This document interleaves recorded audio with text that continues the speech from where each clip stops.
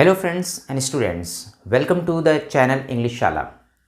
आज जो टॉपिक मैं आप लोगों के सामने लेके आ रहा हूँ that is spotting the errors, या आप इसे सेंटेंस करेक्शन भी कह सकते हैं या एरर डिटेक्शन भी कह सकते हैं। तो आज का जो टॉपिक है वो टोटली ग्रामर के बेस पे है और टोटली इसमें आप देखेंगे कि ग्रामर के अलग अलग चैप्टर से मैंने अलग अलग क्वेश्चंस उठाए हैं। इनफैक्ट ये सारे वही क्वेश्चंस हैं जो प्रीवियस ईयर किसी न किसी एग्जाम्स में आए हैं। ये कोई बुक का नहीं है, ये सब क्वेश्चन पेपर्स के क्वेश्चंस हैं स्पॉटिंग एरर्स में। स्पॉटिंग एरर्स से आप देख सकते हैं कि आपके सामने बोर्ड पे मैंने 5 क्वेश्चंस लिखे हैं। तो सबसे पहले हम इन 5 क्वेश्चंस को डिटेक्ट करेंगे, इनमें एरर फाइंड आउट करने की कोशिश करेंगे। इसके बाद फिर मैं आपको 5 क्वेश्चंस दूंगा। तो पहले तो मैं बता दूं कि स्पॉटिंग एरर का पैटर्न क्या होता है। किसी भी एग्जाम में आप देखते होंगे, जितने भी वनडे एग्जाम्स होते हैं उसमें स्पॉटिंग एरर या सेंटेंस इंप्रूवमेंट के क्वेश्चन ज़रूर होते हैं। किसी में नंबर ऑफ क्वेश्चन ज़्यादा होते हैं और किसी में नंबर ऑफ क्वेश्चन कम होते हैं। अब बात ये आती है, अगर स्पॉटिंग एरर में हमें स्पॉट करना है वो एरर, तो हमें ग्रामर का अच्छा नॉलेज चाहिए। चूँकि अभी हम यहाँ ग्रामर चैप्टर वाइज नहीं बता रहे हैं या किसी पर्टिकुलर चैप्टर की हम बात नहीं कर रहे हैं, तो अभी इस 5 क्वेश्चंस में हम देखने की कोशिश करेंगे इनमें किन किन चैप्टर्स की और क्या क्या मिस्टेक्स हो सकती हैं। तो अभी हम पहले इसका जैसा कि पैटर्न बता रहे थे कि हमें ये याद रखना है कि स्पॉटिंग द एरर्स में एक सेंटेंस को 4 पार्ट में डिवाइड किया जाता है। Part A, part B, part C और पार्ट डी। अब जैसे कि देख सकते हैं आप, हर सेंटेंस को मैंने 4 पार्ट में डिवाइड कर दिया है और सेम इसी पैटर्न पे आपके एग्जाम्स में भी क्वेश्चंस आते हैं। अब हमें ये देखना है कि अगर ग्रामेटिकली पार्ट ए में मिस्टेक होगा तो हमारा आंसर होगा ए, यानी कि आपका जो आंसर की होगी वो आपकी ए होगी। अगर हमें यहाँ से लेकर के यहाँ तक पार्ट में मिस्टेक है तो हमारा आंसर होगा बी। अगर यहाँ से लेकर के यहाँ तक में किसी पार्ट में मिस्टेक है तो हमारा आंसर होगा सी। और मान लीजिए आपके सेंटेंस में कोई मिस्टेक नहीं है तो इसका मतलब आपका नो एरर, यानी कि इसमें एरर है ही नहीं है और ये सेंटेंस एब्सोल्युटली करेक्ट है। तो आपका आंसर हो गया नो एरर, यानी कि डी। बैंक एग्जाम्स में जो यही ABCD में हमने एक सेंटेंस को डिवाइड किया, बैंक में 1 2 3 4 5, उसमें 5 ऑप्शन होते हैं 1 2 3 4 5। तो सेंटेंस का लेवल लगभग सेम होता है। बैंक में थोड़े लेंथी सेंटेंसेस होते हैं, बाकी एरर के जो रूल्स होते हैं वो सेम है। तो हम पहले क्वेश्चन को देखते हैं। पहला क्वेश्चन कह रहा है he committed suicide twice before he died and left his family crying. तो कहने का मतलब है कि यहाँ पे कहना क्या चाह रहा है, देखिए ही कमिटेड सुसाइड। आपने एक चीज़ सुना होगा, बहुत ही कॉमन वर्ड है कि किसी ने सुसाइड कमिट कर लिया। सुसाइड का कमिट करने का मतलब होता है, अगर कोई सुसाइड कर लिया, कमिट कर लिया, इसका मतलब वो उसकी डेथ हो गई। It means he has died. और यहाँ क्या कह रहा है, he committed suicide twice before he died. इसका मतलब कि वो जब मरा तो उसके पहले उसने 2 बार सुसाइड कमिट किया। इसका मतलब वो मरने के पहले 2 बार और ऑलरेडी मर गया था। इसका मतलब सेंटेंस में कहीं ना कहीं मिस्टेक है। अगर हम कमिट वर्ड यहाँ पे लगाते हैं तो इसका मतलब हो गया उसने सुसाइड कर लिया था 2 बार, यानी कि उसकी 2 बार डेथ हो चुकी थी। इसका मतलब 2 बार उसने सुसाइड करने की कोशिश की थी, ना कि सुसाइड कर ली थी। अगर सुसाइड कर लिया होता तो बिफोर ही डाइड, यहाँ पे डाइड वर्ड लाने की जरूरत ना पड़ती। इसका मतलब उसने सुसाइड कमिट नहीं किया था, उसने सुसाइड करने की कोशिश की थी। हेंस यहाँ पे कमिटेड वर्ड की जगह यहाँ पे होगा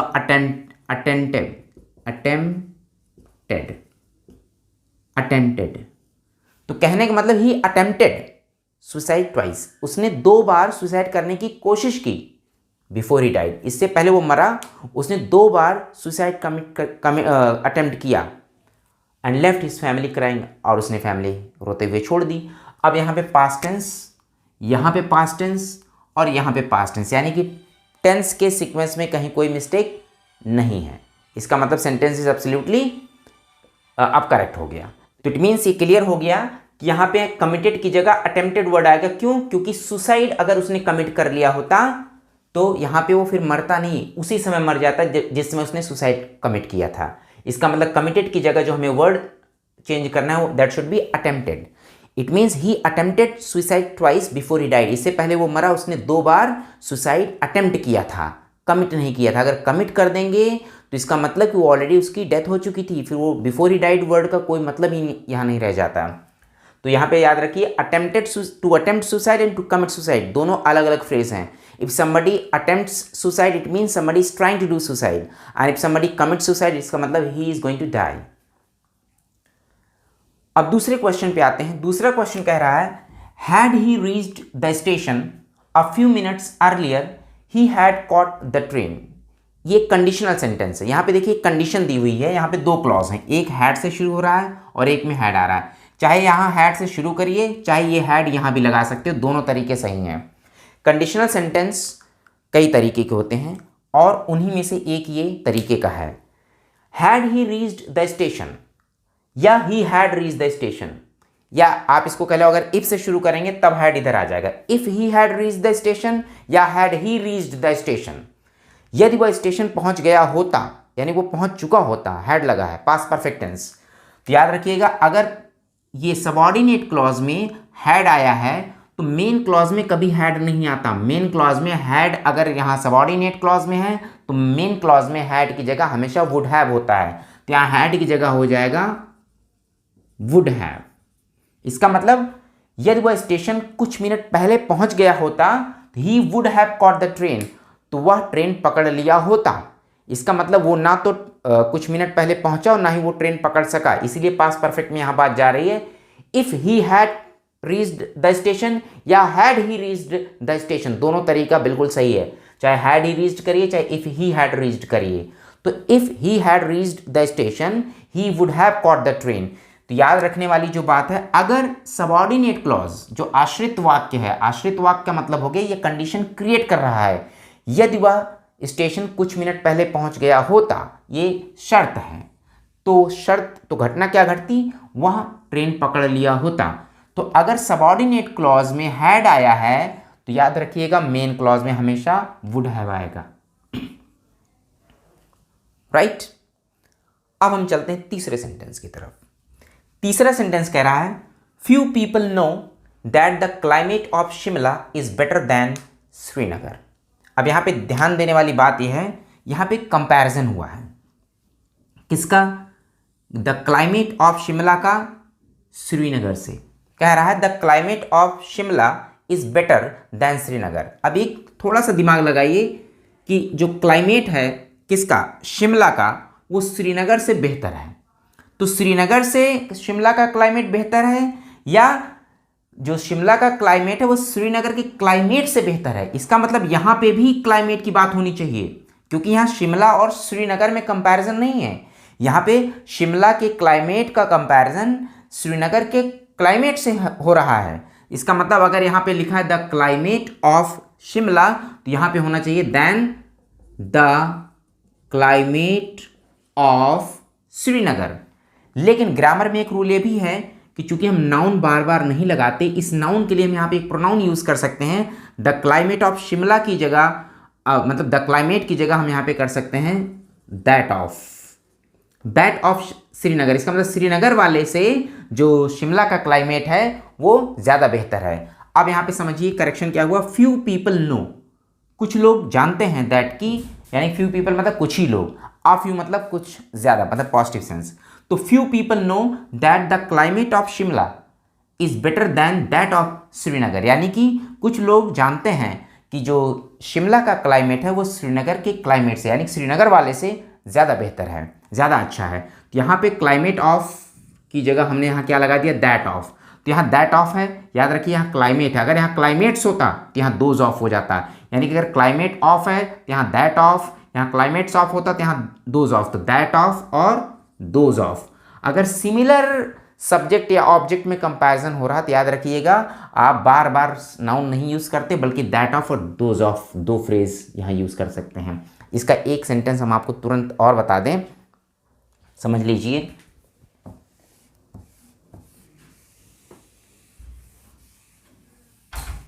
अगर मैं ऐसे लिख दूं, the students of my class are wiser than your class. अब यहां देखिए कह रहा है the students of my class, मेरे क्लास के जो स्टूडेंट्स हैं वो आपके क्लास के स्टूडेंट से ज़्यादा बेहतर है, ज़्यादा बुद्धिमान है, वाइजर. अब यहां देखिए my class in your class में कंपैरिजन हो रहा है, या the students of my class का comparison the students of your class से होना चाहिए। यानी यहां पे भी होना चाहिए द स्टूडेंट्स ऑफ। अब चूंकि हमने कहा था दैट ऑफ, दोज ऑफ, यहां पे स्टूडेंट्स ऑफ है, प्लूरल है, तो यहां पे दैन के बाद क्या लग जाएगा, दोज ऑफ।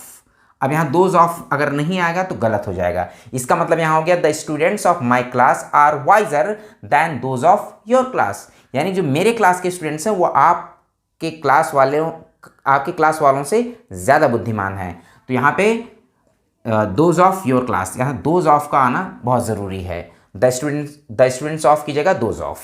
अब क्लियर हो गया दैट ऑफ, दोज ऑफ, जब सिमिलर कंपैरिजन कराना है तो। अब हम चलते हैं फोर्थ क्वेश्चन की तरफ।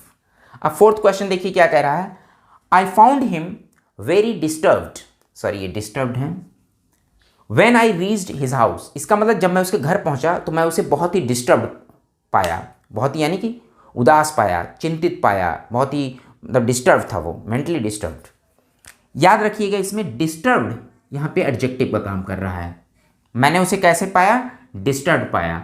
वर्ब भी एडजेक्टिव बनाती हैं, इन्हें पार्टिसिपियल हम एडजेक्टिव्स बोलते हैं। अगर यहाँ डिस्टर्बिंग होता तो ये प्रेजेंट पार्टिसिपल एडजेक्टिव होती, डिस्टर्ब्ड है तो पास्ट पार्टिसिपल, जैसे एनवाइंग और एनवाइड।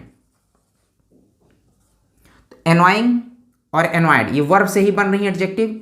एनवाइंग में आईएनजी आ रहा है, ये प्रेजेंट पार्टिसिपल है, और एनवाइड ये पास्ट पार्टिसिपल है जो वर्ब की थर्ड फॉर्म से बनती है।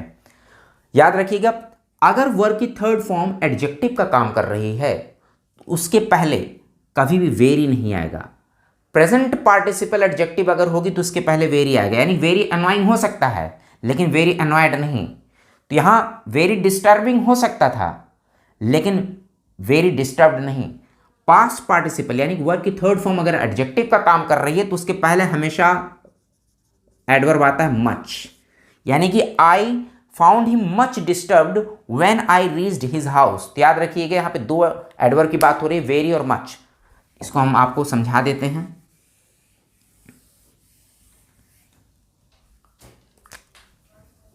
वेरी और मच ये दोनों हैं एडवर्ब ऑफ डिग्री, किसी एडजेक्टिव की डिग्री बता रहे हैं ये। जैसे वेरी इंटरेस्टिंग,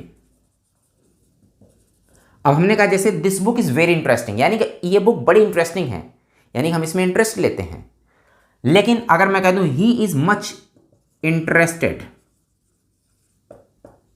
इन बुक्स, इसका मतलब वह बुक्स में इंटरेस्टेड है। तो यानी बुक इंटरेस्टिंग है, जैसे हमने कहा interesting book, very interesting book मतलब बुक इंटरेस्टिंग है। लेकिन अगर मैंने कहा he is much interested in books, यानी कि वो बुक्स में इंटरेस्टेड है। बुक्स तो इंटरेस्टिंग है लेकिन वो अगर कोई बुक में इंटरेस्टेड है तो इंटरेस्टेड हो गया पास्ट पार्टिसिपल एडजेक्टिव, इसके पहले मच आएगा। इंटरेस्टिंग हो गया प्रेजेंट पार्टिसिपल एडजेक्टिव, इसके पहले वेरी आएगा। तो वेरी और मच का एक बहुत अच्छा यूज है, ये समझिए कि प्रेजेंट पार्टिसिपल एडजेक्टिव के पहले हमेशा वेरी एडवर्ब आएगा, पास्ट पार्टिसिपल एडजेक्टिव पहले हमेशा मच एडवर्ब आएगा। यानी कि अगर ना आए तो कोई बात नहीं, लेकिन अगर आएगा तो यहां वेरी नहीं आ सकता, यहां मच नहीं आ सकता। प्रेजेंट पार्टिसिपल के पहले वेरी, पास्ट पार्टिसिपल के पहले मच, अगर डिग्री बताना है तो। ये हो गया फोर्थ क्वेश्चन। अब हम आते हैं फिफ्थ क्वेश्चन की तरफ। फिफ्थ क्वेश्चन देखिए कह रहा एज सुन एज, यानी जो ही I got into the bus, जैसे ही मैं बस पर चढ़ा। गेट इन टू मतलब एंटर कर जाना, अंदर घुस जाना। तो we get into the compartment, we get into the bus, we get into the car. तो as soon as I got into the bus, जैसे ही मैं बस पर चढ़ा, इट स्टार्टेड, ये शुरू हो गई क्या करना, टू मूव। जनरली एक रूल हम जानते हैं कि टू इन्फिनेटिव है, इन्फिनेटिव के बाद वर्ब की हमेशा फर्स्ट फॉर्म आती है। लेकिन यहां पे जो गौर करने वाली बात यह है कि बहुत से ऐसी वर्ब्स हैं जिनके बाद कभी भी इन्फिनेटिव नहीं बल्कि जीरंड आता है। जीरंड क्या है, जो वर्ब में आईएनजी लगा के बनता है। इन्फिनेटिव क्या है, जो वर्ब की फर्स्ट फॉर्म के पहले टू लगा के बनता है। तो उसी में से एक वर्ब है स्टार्टेड, जिसके बाद कभी भी इन्फिनेटिव नहीं बल्कि जीरंड आएगा। कई ऐसे वर्ड्स हैं जिनके बाद जीरंड आता है, उसी में से है स्टार्टेड, यानी कि start, begin, stop, look forward to, right. कहने मतलब ये कुछ ऐसे वर्ब्स हैं जिनके बाद कभी भी इन्फिनेटिव नहीं बल्कि जेरंड आता है। तो यहाँ क्या हो जाना चाहिए, as soon as I got into the bus, जैसे ही मैं बस पर चढ़ा, इट स्टार्टेड मूविंग। तो यहाँ टू मूव यानी टू भी हट जाएगा, मूव भी हट जाएगा, यहाँ हो जाएगा मूविंग, यानी बस ने चलना शुरू कर दिया। तो start is always followed by gerund, not infinitive. तो आई थिंक ये 5 वर्ड्स 5 सेंटेंसेज इनके रूल्स क्लियर हो गए। अब हम बढ़ते हैं अगले 5 सेंटेंसेस की तरफ। सो वंस अगेन देखिए, आपके सामने 5 क्वेश्चंस हैं सेम पैटर्न पे जो 4 पार्ट में डिवाइडेड हैं। तो अब हम क्वेश्चन नंबर 6 को देखते हैं। क्वेश्चन नंबर 6 कह रहा है I wish I reached there to help you. I wish का मतलब होता है काश, काश कि मैं वहाँ पहुँचता आपकी मदद करने के लिए।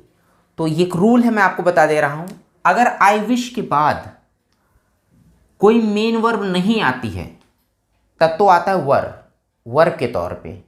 लेकिन अगर कोई मेन वर्ब आ गई तो उसके पहले हमेशा आना चाहिए हैड, और ये वर्ब हमेशा आएगी थर्ड फॉर्म में। जैसे I wish I had reached there, यहाँ क्या हो रहा है, काश कि मैं वहां पहुंच गया होता, टू हेल्प यू, आपकी मदद करने के लिए। मान लो यहाँ वर्ब ना होती, जैसे काश कि मैं वहां होता, अब यहाँ पहुंचने जैसा वर्ड ना होता, रीच का कोई यूज ना होता, तो यहाँ पे होता I wish I were there, तब वहाँ वर का यूज होगा। इट मीन्स अगर वर्ब नहीं है तो सिर्फ और सिर्फ वर का यूज होगा। लेकिन अगर मेन वर्ब दिया है, एक्शन वर्ब दिया है, वो भी हमेशा याद रखिएगा पास्ट पार्टिसिपल फॉर्म यानी कि थर्ड फॉर्म में होगी, और उसके पहले हमेशा हैड का यूज होना ही होना है। जैसे I wish I were you, काश कि मैं आपकी जगह होता। I wish I had reached there, काश कि मैं वहाँ पहुँच गया होता। I wish I had studied at Oxford, काश कि मैं ऑक्सफोर्ड में पढ़ा होता। तो जब भी कोई मेन वर्ब आएगा तो उसके साथ उसके पहले हैड आ जाएगी, और वो भी मेन वर्ब हमेशा पास्ट पार्टिसिपल फॉर्म यानी कि थर्ड फॉर्म में आएगी। अगर कोई मेन वर्ब नहीं है तो वहाँ वर आएगा और वर ही वर्ब का काम करेगा, राइट। जैसे काश कि मैं आपका दोस्त होता, तो आई wish I were your friend, तो वर का यूज यहाँ पे एज अ मेन वर्ब हो रहा है। अब 7th क्वेश्चन की तरफ हम देखते हैं। If she followed my advice, if यानी कि कंडीशनल की बात हो रही, कंडीशनल सेंटेंस की बात हो रही। इफ यदि शी फॉलोड माई एडवाइस, यदि वह मेरी एडवाइस मानी होती, पास्ट टेंस फॉलोड, तो she would not face the problems, तो वो प्रॉब्लम ना फेस की होती। याद होगा अभी आपको पहले जो लास्ट 5 क्वेश्चन हमने डिस्कस किए थे उसमें एक हैड से शुरू हुआ था सबऑर्डिनेट क्लॉज, उसमें मैंने बताया था अगर सबऑर्डिनेट क्लॉज में हैड है तो मेन क्लॉज में वुड हैव होगा। लेकिन यहाँ सिर्फ वुड है, क्यों?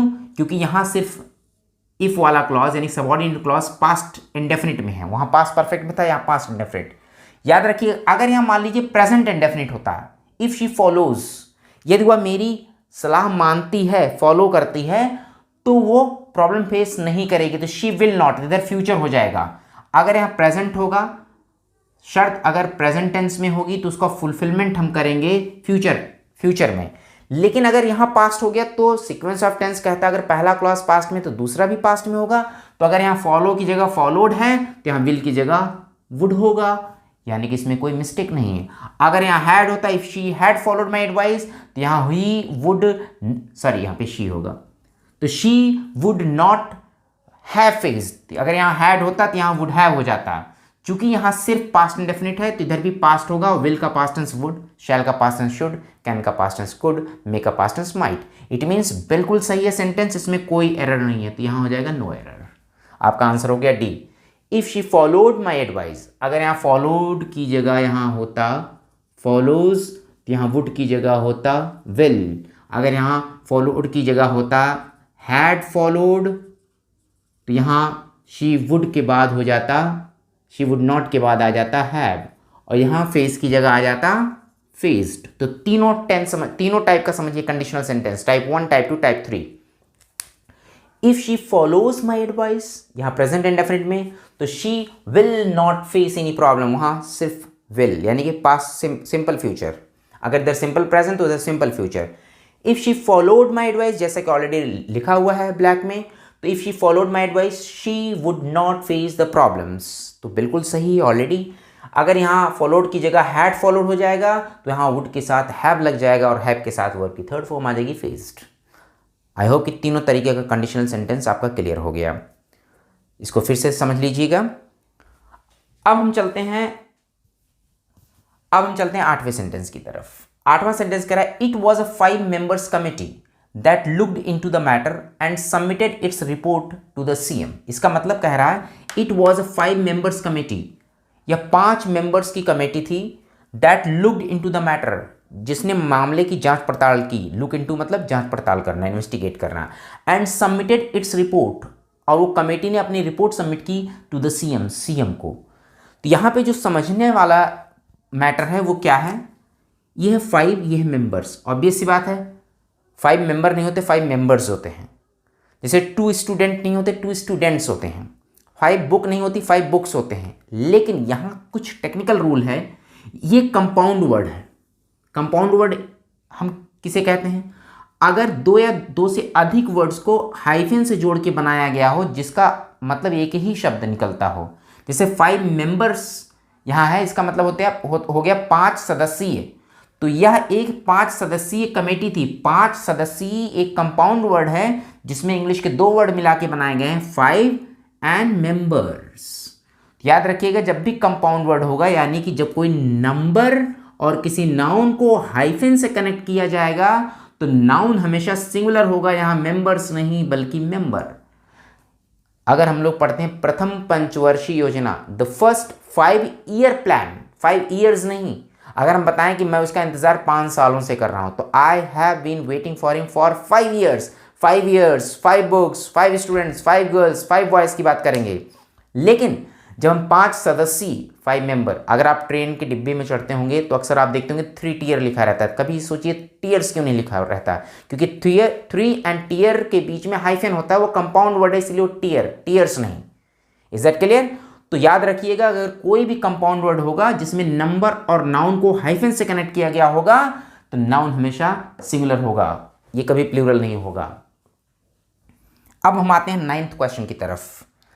I have a great faith and respect for you, यानी कि I have a great faith, मुझे काफ़ी फेथ है और रेस्पेक्ट है, किसके लिए? आपके लिए। तो अगर आप किसी के प्रति रेस्पेक्ट रखते हैं तो वी ऑल नो कि रेस्पेक्ट के साथ प्रेपोजिशन आता है फॉर। मैं आपका बहुत रेस्पेक्ट करता हूं, it means I have a great respect for you. लेकिन मैं आप में बहुत भरोसा रखता हूं, तो I have a great faith for you नहीं।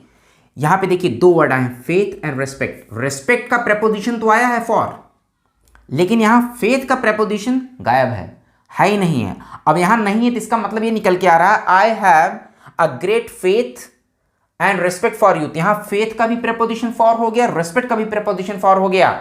इसका मतलब यहां पे इस वर्ड का भी प्रेपोजिशन चाहिए, और फेथ के बाद प्रेपोजिशन आता है इन। अगर आपको किसी व्यक्ति में भरोसा है तो इसका प्रेपोजिशन होता है इन। इसका मतलब I have a great faith in and respect for you, और फेथ इन का ऑब्जेक्ट है यू, फॉर का भी ऑब्जेक्ट है यू। Is that clear? यानी कि अगर 2 वर्ड आए हैं, दोनों वर्ड के प्रेपोजिशन की रिक्वायरमेंट अलग अलग है, तो दोनों प्रेपोजिशन लाना पड़ेगा। तो I have a great faith in respect for you, अगर ये इन हट जाए या फॉर हट जाए तो सेंटेंस गलत हो जाएगा। यानी कि इसमें मिस्टेक कहां थी? ए पार्ट में, फेथ के साथ इन आना चाहिए। लास्ट क्वेश्चन कह रहा है do you know where did he go last night. Do you know, क्या आपको पता है वो कल रात कहां गया था? याद रखिएगा, ये वेयर जहां लिखा है, चाहे वेयर हो, चाहे हाउ हो, चाहे व्हाट हो, चाहे व्हेन हो, चाहे हु हो, यानी कि W और H से कोई भी यहां वर्ड होगा जो कनेक्टर का काम कर रहा है, एडवर्ब का काम कर रहा है, उसके पहले का सेंटेंस चाहे इंट्रोगेटिव हो, जैसा कि यहां इंट्रोगेटिव है, इंट्रोगेटिव निशान भी लगा हुआ है, चाहे यहां असर्टिव हो, चाहे यहां इंपेरेटिव हो, कुछ भी हो सकता है। लेकिन अगर WH वाले वर्ड्स आ गए तो इनके बाद हमेशा असर्टिव सेंटेंस बनता है। यानी कि वेयर डिड ही गो की जगह हो जाएगा वेयर ही, डिड हटेगा, गो हो जाएगा वेंट में, वेयर ही वेंट। क्यों असर्टिव बन रहा है? इसका एक रूल है, मैं आपको समझा दे रहा हूं 2 सेंटेंस में। देखिए मैं आपके सामने 2 सेंटेंस लिख रहा हूं। I do not know where did he go last night, ये असर्टिव सेंटेंस है। अब इसी का मैं इंट्रोगेटिव बना रहा हूं, do you know where did he go last night. अब इंट्रोगेटिव है। तो इंट्रोगेटिव इसलिए कि यहाँ डू से सेंटेंस शुरू हो रहा है इसलिए इंट्रोगेटिव निशान लगा, यहाँ सब्जेक्ट से शुरू हो रहा है इसलिए वहाँ फुल स्टॉप लगा। लेकिन याद रखिए ये इतना पार्ट असर्टिव है, इतना पार्ट इंट्रोगेटिव है, इसमें भी दूसरा क्लॉज वेयर से जुड़ रहा है, इसमें भी दूसरा क्लॉज वेयर से जुड़ रहा है। तो पहला क्लॉज चाहे असर्टिव हो, चाहे इंट्रोगेटिव हो, चाहे इंपेरेटिव हो, अगर दूसरा क्लॉज किसी WH वाले वर्ड से स्टार्ट होता है तो इसका मतलब यहाँ क्वेश्चन नहीं है, क्वेश्चन तो यहाँ पूछ रहा है, इसमें तो क्वेश्चन है ही नहीं है। अरे सीधा सीधा कह रहा I don't know where did he go last night, इसका मतलब मुझे नहीं पता वो कल कहाँ गया था, कल रात कहाँ गया था। मैं कहाँ क्वेश्चन पूछ रहा हूँ, मैं तो बता रहा हूँ, स्टेटमेंट है मेरा। मुझे पता वो कल कहाँ गया था, मुझे नहीं पता वो कल कहाँ गया था, ये दोनों बातें स्टेटमेंट है। लेकिन जब मैंने कहा क्या आपको पता है, क्या आपको पता है, ये क्वेश्चन है, वो कहाँ गया था ये क्वेश्चन नहीं, क्वेश्चन ये है क्या आपको पता है वो कहाँ गया था। तो यहाँ कहाँ ये सिर्फ एडवर्ब का काम कर रहा है। इसका मतलब इसके बाद WH वर्ड के बाद हमेशा जब असर्टिव बनाएंगे सेंटेंस तो सब्जेक्ट पहले आना चाहिए। डिड ही गो का असर्टिव होगा ही वेंट, यहाँ पे भी ही वेंट, तो यहाँ असर्टिव बन जाएगा। कोई भी सेंटेंस हो यहाँ इसके बाद W और H से जो भी WH वर्ड से जो भी सेंटेंस कनेक्ट होंगे इनके बाद हमेशा सब्जेक्ट ही आना चाहिए। अगर सब्जेक्ट नहीं है तो समझिए सेंटेंस यहाँ गलत है। तो आज ये सिर्फ और सिर्फ 10 क्वेश्चंस हमने डिस्कस किए स्पॉटिंग द एरर्स में जो हर तरीके के वनडे एग्जाम्स में आते हैं। आई होप कि आप सबको पसंद आए होंगे।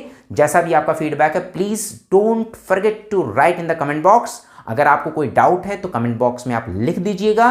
अगर आपको और ज़रूरत है किसी रूल्स एंड रेगुलेशन को क्लैरिफाई करने की तो मैं वहाँ पे क्लैरिफाई कर दूंगा। अगला फिर मैं वीडियो दूंगा। 10 more questions will be there for spotting the errors. Thank you.